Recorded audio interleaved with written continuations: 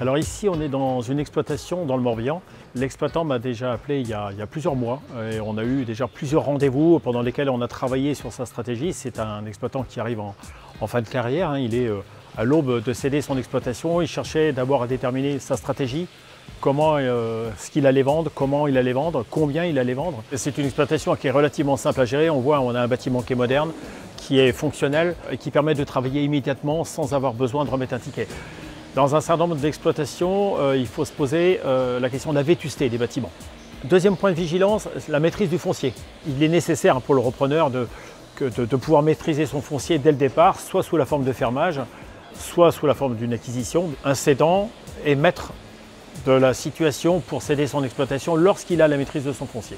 Enfin, un troisième point de vigilance, c'est est-ce que les exploitants sont prêts à céder? Est-ce qu'ils ont fait leur chemin, leur parcours?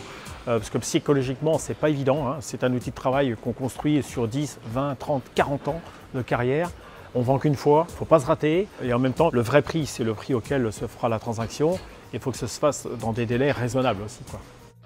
Je suis diplômée du notariat et j'exerce l'activité d'agent immobilier. Donc mon rôle au jour d'aujourd'hui, c'est l'accompagnement aussi bien du cédant, de l'agriculteur cédant que du jeune agriculteur qui souhaite s'installer. Et le rôle démarre dès l'estimation de l'exploitation. Donc au niveau de l'estimation de l'exploitation, on travaille en binôme avec chaque spécialiste pour chaque production.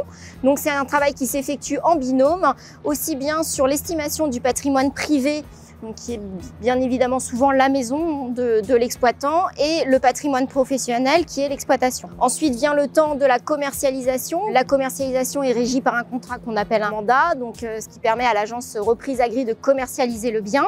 Donc il y a une communication qui est faite sur l'exploitation, et ensuite il y a une mise en relation qui est faite avec le potentiel repreneur et un accompagnement sur tout ce qui est démarche bancaire, diagnostic, jusque le rendez-vous définitif chez le notaire et la signature de l'acte authentique. Alors à la base de Reprise Agri, il y a un constat qui est celui d'une pyramide des âges qui nous est défavorable dans le milieu agricole en France et particulièrement en Bretagne. Le chiffre qu'on a tous à l'esprit, c'est qu'une exploitation sur deux va changer de main dans les 10 ans qui arrivent du fait des départs en retraite. Sur le seul périmètre de Reden, on parle de 800 exploitations à céder par an. Dans ce contexte-là, nous, Coopérative Reden, on a fait le choix de créer cette société Reprise Agri, vraiment pour se positionner en trait d'union entre cédants et repreneurs, en veillant à leur apporter les services critiques pour réussir le mieux possible cette question de la transmission. Et les questions d'estimation, de communication, de mise en relation et puis d'accompagnement dans les démarches juridiques et administratives. Et ce, dans toutes les productions animales et végétales de Bretagne.